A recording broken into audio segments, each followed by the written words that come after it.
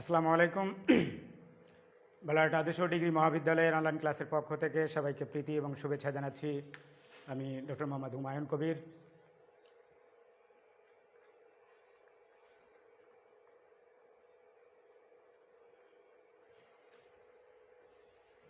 আমাদের মিঠাপুকুরে অবস্থিত বেগম রোকেয়া পূর্ণভূমি বালারহাট আদর্শ ডিগ্রি মহাবিদ্যালয়ের অনলাইন ক্লাসের পক্ষ থেকে সবাইকে প্রীতি এবং শুভেচ্ছা জানাচ্ছি। প্রথমে আমি আমার একটু পরিচয় দিয়ে নিই। আমি ডক্টর মোহাম্মদ হুমায়ুন কবির, সহকারী অধ্যাপক উদ্ভিদ বিজ্ঞান, বালারহাট আদর্শ ডিগ্রি মহাবিদ্যালয়, মিঠাপুকুর, রংপুর। চাইলে তোমরা একটু আমার মোবাইল নাম্বার একটু যোগাযোগ রাখতে পারো। Mobile number 01706303588। আর any question or any suggestion or any constructive suggestion, please give me an email, ssjaigirat@yahoo.com. তো আজকের যেটা পাঠ পরিচিতি শ্রেণী একাদশ এবং দ্বাদশ, বিষয় জীববিজ্ঞান, পার্টিকুলারলি উদ্ভিদ বিজ্ঞান, অধ্যায় আমাদের দ্বিতীয় এবং অধ্যায়টির নাম হলো কোষ বিভাজন। তো এই অধ্যায় পাঠ শেষে তোমরা যা জানতে পারবা সেটা প্রথম এক নম্বর হলো মাইক্রোসিস ব্যাখ্যা করতে পারবা, মিউসিসের পর্যায়সমূহ বর্ণনা করতে পারবা, মিউসিসের পর্যায়সমূহের চিত্র অঙ্কন করে চিহ্নিত করতে পারবা, জীববিদে মিউসিসের গুরুত্ব বিশ্লেষণ করতে পারবা, জীবদের ধারাবাহিকতা রক্ষায় মিউসিস কোষ বিভাজনের অবদান উপলব্ধি করতে পারবা। আর একটা বিষয় এখানে তোমাদের একটা ব্যবহারিক ক্লাস আছে, সে ব্যবহারিক ক্লাসটা হলো মাইটোসিস কোষ বিভাজনের পর্যবেক্ষণ করে চিত্র অঙ্কন করতে হবে এবং এটার শনাক্তকরণ করতে হবে।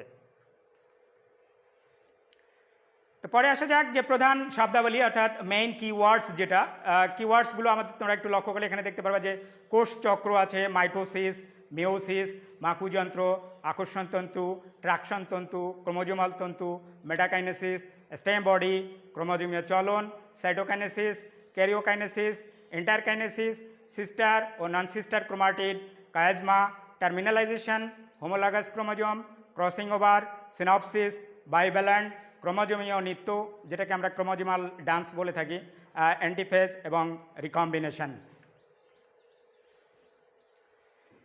তো প্রথমেই আসা যাক যে কোষ বিভাজন আমরা কাকে বলবো বা সেল ডিভিশন আমরা কাকে বলবো। তো সংজ্ঞা যদি আমরা ডিরেক্টলি বলি তাহলে বলবো যে প্রক্রিয়ায় একটি মাতৃকোষ, দ্যাট মিন্স মাদার সেল, বিভিন্ন ধারাবাহিক ঘটনার মধ্য দিয়ে বিভাজিত হয়ে দুটি বা চারটি অপাত্য কোষ সৃষ্টি করে বা ডটার সেল সৃষ্টি করে, তাকে আমরা সেল ডিভিশন অথবা কোষ বিভাজন বলবো। তো সোজা কথায় একটি থেকে দুইটি অথবা চারটি যদি অপাত্য কোষের সৃষ্টি হয় সেটাকে বলবো আমরা হলো কোষ বিভাজন। তো সেকেন্ড আসে যে কোষ বিভাজনের প্রকারভেদ। কোষ বিভাজনটা আমাদের মূলত হলো দুই প্রকার, একটাকে বলছি আমরা ডাইরেক্ট সেল ডিভিশন অথবা প্রত্যক্ষ কোষ বিভাজন, একটা হলো পরোক্ষ সেল ডিভিশন বা indirect cell division. Direct cell ডিভিশনটা আমাদের এক প্রকার, সেটাকে বলতেছি আমরা হলো অ্যামাইটোসিস, এবং পরোক্ষ কোষ বিভাজন বা ইনডাইরেক্ট সেল ডিভিশনটা আমাদের দুই প্রকার, একটাকে বলছে মিওসিস এবং আরেকটা হলো আমাদের মাইটোসিস। তো প্রথমে আসা যাক যে মাইটোসিস কোষ বিভাজন আমরা কাকে বলবো।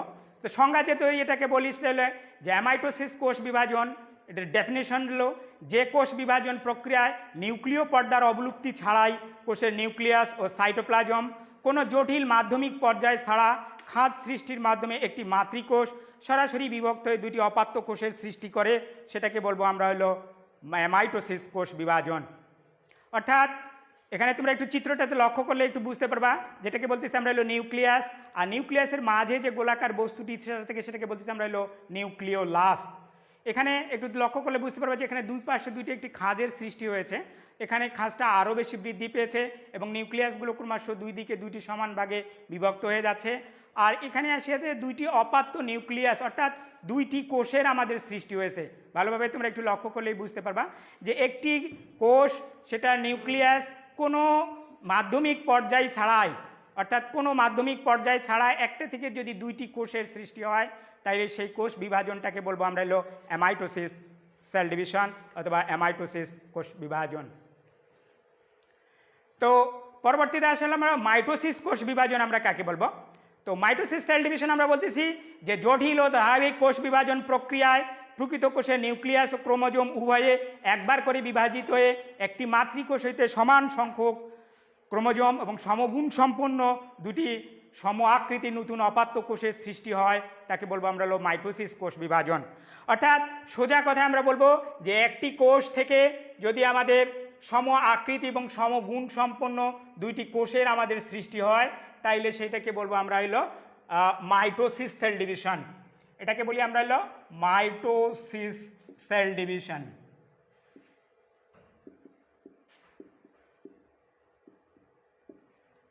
এবং এখানে একটু মনে রাখবা যে এখানে নাম্বার অফ ক্রোমোজোম যেটা, সেই নাম্বার অফ ক্রোমোজোমটা কিন্তু আমাদের একই থাকবে, অর্থাৎ এখানে যদি টোয়াইস এন থাকে তাহলে এখানেও আমাদের টোয়াইস এন থাকবে।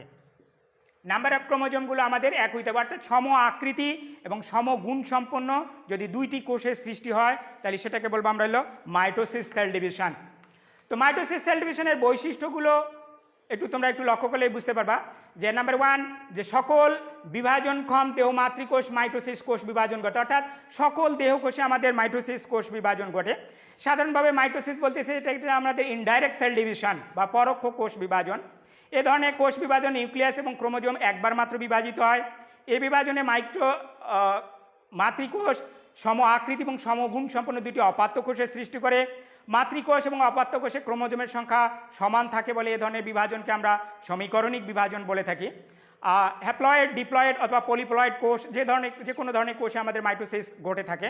6 নম্বর হলো এককোষী বহুকোষী সকল জীবে মাইটোসিস ঘটে এবং এই প্রক্রিয়ায় প্রথমে নিউক্লিয়াস ও পরে সাইটোপ্লাজম বিভাজিত হয়। মোটামুটি 7টি হলো আমাদের মাইটোসিসের বৈশিষ্ট্য।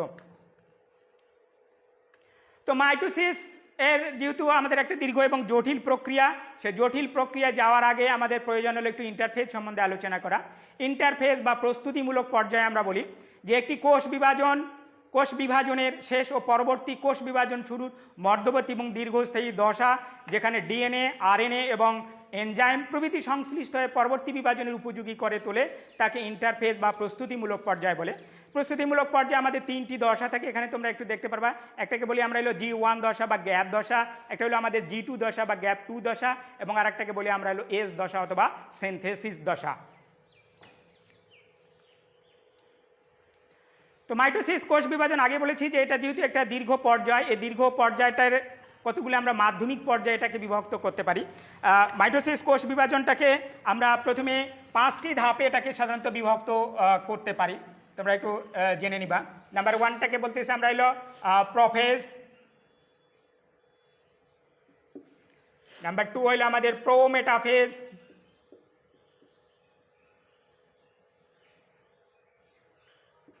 নাম্বার 3 হলো আমাদের মেটাফেজ। নাম্বার 4 হলো আমাদের অ্যানাফেজ। অ্যান্ড নাম্বার 5 হলো আমাদের টেলোফেজ। তো মাইটোসিস যেহেতু আমাদের একটা দীর্ঘ জটিল একটি প্রক্রিয়া, যে প্রক্রিয়াগুলো সাধারণত আমাদের 5টি ধাপে সম্পন্ন হয়। তোমরা আবারও বলতেছি, একটাকে বলতেছি আমরা হলো প্রোফেজ, একটা হলো প্রোমেটাফেজ, একটা হলো মেটাফেজ, একটা অ্যানাফেজ এবং টেলোফেজ। তোমরা একটু ছবিতে একটু লক্ষ্য করলে একটু দেখতে পারবা, যেটাকে বলতেছি আমরা হলো প্রোমেটাফেজের আমাদের ছবি, প্রোফেজের ছবি। প্রোফেজের বৈশিষ্ট্যগুলো আমরা একটু যদি দেখে নিই তাহলে বুঝতে পারবো যে নিউক্লিয়াসটা আয়তনে আমাদের বৃদ্ধি পাবে, নিউক্লিওপ্লাজমাতে পানি অপসারণ হতে থাকবে এবং নিউক্লিয়ার রেটিকুলাম খুলে গিয়ে নির্দিষ্ট সংখ্যক ক্রোমোজোমে পরিণত হবে। ক্রোমোজোমগুলো সেন্ট্রোমিয়ার ছাড়া অনুদৈর্ঘ্য বরাবর বিভক্ত হয়। ক্রোমোজোমের প্রতিটি অংশকে আমরা বলি ক্রোমাটিড। একটি বাহুর ক্রোমাটিড দুটি পরস্পর সমান্তরালে অবস্থান করবে, যদিও সাধারণ বিবর্তনে ক্রোমোজোমগুলো আমাদের অবিভক্ত মনে হয়। আর ক্রোমাটিডগুলো ক্রমাগতভাবে স্প্রিংয়ের ন্যায় কুণ্ডলিত হবে, ফলে ক্রোমোজোমগুলো ক্রমশ খাটো এবং মোটা হতে থাকবে। এখানে তোমরা একটু চিত্রতে লক্ষ্য করলে বুঝতে পারবা, যেটাকে বলতেছি আমরা হলো ক্রোমোজোম, এই জায়গাটাকে বলতেছি আমরা হলো ক্রোমোজোম, এটার পুরো জায়গাটাকে বলছি আমরা হলো নিউক্লিয়ার আবরণী। আর ক্রোমোজোমের এই মাঝখানে যে অবস্থানটা থাকে সেটাকে বলতেছি আমরা হলো, মাঝখানের যে অবস্থানটা থাকে সেটা হলো বলতেছি আমরা হলো সেন্ট্রোজোম। সেন্ট্রোমিয়ার বলি এটাকে আমরা সাধারণত, অর্থাৎ ক্রোমোজোমের মধ্যবিন্দুটাকে বলি আমরা হলো সেন্ট্রোমিয়ার। তো এটা যাই প্রোফেজের চিত্র। পরবর্তীতে আমরা আসি, এটাকে বলতেছি আমরা হলো প্রোমেটাফেজ। প্রোমেটাফেজে তোমরা একটু বৈশিষ্ট্যগুলো যদি তোমরা একটু লক্ষ্য করো তাহলে দেখতে পারবা যে নিউক্লিয় পর্দা এবং নিউক্লিয়াস বিলুপ্ত হতে শুরু করে। নাম্বার 2 হলো উদ্ভিদ কোষ মাইক্রোটিবিউলস থেকে দ্বিমেরু বিশিষ্ট স্পিন্ডাল যন্ত্র গঠন করতে শুরু করে। আর এ সময় ক্রোমোজোমগুলো একটু আন্দোলিত হয়ে থাকে, অর্থাৎ ক্রোমোজোমগুলো মানে মেরুর দিকে চলতে থাকে বলি এটাগুলো আমরাকে ক্রোমোজোম নৃত্য অথবা ক্রোমোজোমাল ডান্স বলে থাকি। ছবির দিকে তোমরা একটু লক্ষ্য করলে দেখতে পারবা এই জায়গাটাকে বলতেছি আমরা হলো মেরু, আর এই জায়গা এটাকে বলতেছি আমরা হলো স্পিন্ডাল যন্ত্র, অর্থাৎ দুইটা মেরুর সাথে যেটা সংযুক্ত থাকে সেটাকে বলি আমরা হলো স্পিন্ডাল যন্ত্র। এগুলোকে বলি আমরা হলো ক্রোমোজোম, আর এটাকে বলতেছি আমরা হলো লুপ্তপ্রায় নিউক্লিয়াস, অর্থাৎ নিউক্লিয়াসটা ধীরে ধীরে আমাদের লুপ্ত হতে থাকবে। এটাকে বলি আমরা হলো লুপ্তপ্রায় নিউক্লিয়ার মেমব্রেন, অর্থাৎ নিউক্লিয়ার মেমব্রেনটা আমাদের ধীরে ধীরে লুপ্ত হতে থাকবে। এটাকে বলতেছি আমরা হলো প্রোমেটাফেজ। তো পরেরটা আসে আমাদের হলো মেটাফেজ। মেটাফেজের বৈশিষ্ট্যগুলো তোমরা একটু যদি দেখে নাও তাহলে বলতে পারবো যে আমরা নাম্বার 1 নিউক্লিয়াস ও নিউক্লিয় পর্দার সম্পূর্ণ বিলুপ্তি ঘটবে, স্পিন্ডাল যন্ত্রের গঠন সম্পন্ন হবে, ক্রোমোজোমগুলো ছোট এবং স্ফীত হয়ে থাকবে। এ পর্যায়ে শেষ ভাগে প্রতিটি সেন্ট্রোমিয়ার সম্পূর্ণ বিভক্ত হয়ে দুটি অপাত্য সেন্ট্রোমিয়ারের আমাদের সূচনা হবে বা সৃষ্টি করবে। এখানে এক্স্যাক্টলি তোমরা একটু দেখতে পাচ্ছ যে এই জায়গাগুলোকে বলতেছি আমরা হলো স্পিন্ডাল জন্তু বা ক্রোমোজোমাল তন্তু। আর এখানে আমাদের দুইটা মেরু থাকবে, একটাকে বলতেছি আমরা হলো মেরু অঞ্চল এবং আরেকটাকে বলতেছি আমরা হলো বিষুবীয় অঞ্চল। অর্থাৎ ক্রোমোজোমগুলো মেটাফেজ দশায় ক্রোমোজোমগুলো আমাদের একদম বিষুবীয় অঞ্চল বরাবর আমাদের সজ্জিত থাকবে এবং এটা ক্রমান্বয়ে পরবর্তীতে আমাদের অ্যানাফেজ দশায় এটা পরবর্তীতে আমাদের মেরুর দিকে চলে যেতে থাকবে। এ পর্যায়টাকে বলতেছি আমরা হলো মেটাফেজ দশা। তো পরের দশা আসো সেটা এটাকে বলতেছি আমরা হলো অ্যানাফেজ দশা। অ্যানাফেজ দশার বৈশিষ্ট্যগুলোকে যদি আমরা একটু লিখতে পারি তাহলে বলতে পারবো যে মাকুতন্ত্রের সংকোচন শুরু হবে, ফলে ট্রাকশন তন্ত্রগুলো সংলগ্ন ক্রোমোজোম দুটি পরস্পর থেকে পৃথক হবে। নাম্বার 2 দুটি সেট অপাত্য ক্রোমোজোম নিরক্ষীয় অঞ্চল হতে পরস্পর বিপরীত মেরুর দিকে অগ্রসর হবে। প্রতিটি ক্রোমোজোমের সেন্ট্রোমিয়ার মেরুর দিকে অগ্রগামী হয়ে বাহু দুটি পশ্চাৎ দিকে থাকবে। এখানে তোমরা একটু লক্ষ্য করলে বুঝতে পারবা যে এটাকে বলতেছি আমরা হলো সেন্ট্রোমিয়ার, অর্থাৎ সেন্ট্রোমিয়ারগুলো প্রথমে মেরুর দিকে আসবে এবং এগুলো বলতেছি আমরা হলো বাহু, অর্থাৎ বাহুগুলো আমাদের বিষুবীয় অঞ্চলের দিকে থাকবে। তো অ্যানাফেজ দশায় আমাদের মেইন যেটা বৈশিষ্ট্য বলবো সেটা হলো সেন্ট্রোমিয়ারগুলো প্রথমে আমাদের মেরুর দিকে ধাবিত হতে থাকবে এবং অপাত্য ক্রোমোজোমগুলো আমাদের মেরুর কাছাকাছি পৌঁছলেই আমাদের এই পর্যায়টার আমাদের সমাপ্তি ঘটবে। তো পরবর্তীতে আমরা আসি হলো টেলোফেজ। টেলোফেজের আমাদের যদি বৈশিষ্ট্যগুলো আমরা দেখে নেই তাহলে প্রতিসিট ক্রোমোজোম বিপরীত মেরুতে পৌঁছায় এবং চলনের সমাপ্তি ঘটে। ক্রোমোজোমের পানি সংযোজন শুরু হয়ে যায়, ফলে ক্রোমোজোমগুলো কুণ্ডলিত বা ভাঁজ ক্রমান্বয়ে খুলতে থাকে। নাম্বার 3 নিউক্লিয়ার রেটিকুলামকে ঘিরে নিউক্লিয় পর্দার পুনরায় আবির্ভাব ঘটতে থাকবে। স্পিন্ডাল যন্ত্রের কাঠামো ধীরে ধীরে অদৃশ্য হয়ে যায় এবং সর্বশেষে বিলুপ্তি ঘটে। এ পর্যায়ের শেষের দিকে দুই মেরুতে ক্রোমোজোমগুলোর চারদিকে নিউক্লিয়ার এভালপ বা স্যাট ক্রোমোজোমের গৌণ কুঞ্চনে নিউক্লিয়ারের পূর্ণ আবির্ভাব ঘটবে, ফলে দুই মেরুতে দুটি অপাত্য নিউক্লিয়াসের সৃষ্টি হতে থাকবে। তোমরা যদি এখানে একটু লক্ষ্য করো তাহলে আমরা দেখতে পারবা যে এখানে একটা আমাদের কোষ প্লেট তৈরি হইতেছে, অর্থাৎ দুইটি কোষ দুই দিকে সরে যাচ্ছে এবং এটা দুইটি আলাদা দুইটি কোষের তৈরি হচ্ছে। মাঝখানে এই প্লেটটা যখন আমাদের পুরোপুরি ডেভেলপ করবে তখন দুইটি অপাত্য আমাদের কোষের সৃষ্টি হবে। ক্রোমোজোমগুলো ক্রমান্বয়ে খাটো এবং মোটা হতে থাকবে, আবার নিউক্লিয়ার মেমব্রেনটা ডেভেলপ করতে থাকবে, নিউক্লিওলাসটা ডেভেলপ করবে এবং ক্রোমোজোমগুলো আবারও সংকুচিত এবং হয়ে ক্রমান্বয়ে মোটা হতে থাকবে। তো এটাকে বলতেছি আমরা হলো টেলোফেজ পর্যায় বা অন্ত পর্যায় বলতেছি আমরা। তো সোজা কথায় আমাদের মাইটোসিস কোষ বিভাজনের যে ধারাবাহিক আমাদের পর্যায়গুলো একটাকে বলতেছি আমরা হলো প্রোফেজ, প্রোমেটাফেজ, মেটাফেজ, অ্যানাফেজ এবং টেলোফেজ। তো এই টেলোফেজ পর্যায়ে আসিয়া আমাদের একটি কোষ থেকে আমাদের পুরাপুরি আমাদের দুইটি কোষের আমাদের সৃষ্টি হয়ে গেল। এই জন্য এটাকে বলতেছি আমরা হলো সমীকরণিক বিভাজন বা সম আকৃতি বা সমগুণ সম্পন্ন দুইটি অপাত্য কোষের সৃষ্টি হয়। এইটাকে বলতেছি আমরা হলো মাইটোসিস কোষ বিভাজন। তো মাইটোসিস কোষ বিভাজনের যদি তোমরা একটা পরিপূর্ণ একটা ছবি আমরা দেখতে পারি তাহলে এটাকে বলতেছি আমরা হলো ইন্টারফেজ প্রথমেটা, তারপর এটাকে বলতেছি আমরা হলো প্রোফেজ, এটাকে বলতেছি প্রোমেটাফেজ, এটা হলো মেটাফেজ, এটা অ্যানাফেজ এবং এটাকে বলতেছি আমরা টেলোফেজ। তো টেলোফেজের পর্যায়ে আমাদের দুইটি কোষের সৃষ্টি হয়ে গেছে, অর্থাৎ একটি কোষ থেকে মাধ্যমিক কিছু পর্যায়ে অতিবাহিত করে একটি কোষ দুইটি কোষের সৃষ্টি করেছে যেখানে ক্রোমোজোম সংখ্যা পুরোপুরি সমান থাকবে।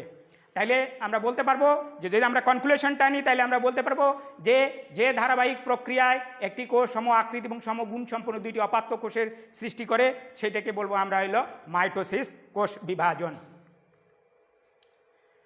তো আজকে এই পর্যন্তই, ইনশাল্লাহ দেখা হবে আগামীতে।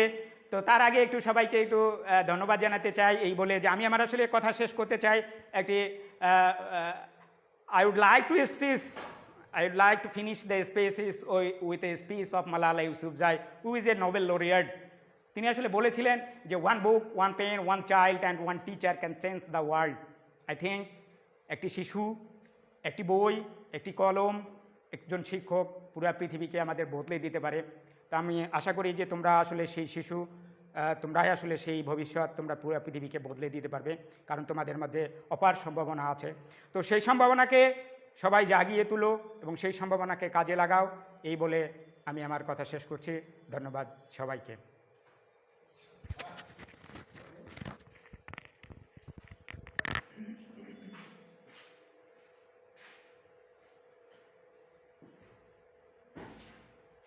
আপনার তো বহু ফাংশন লাগে।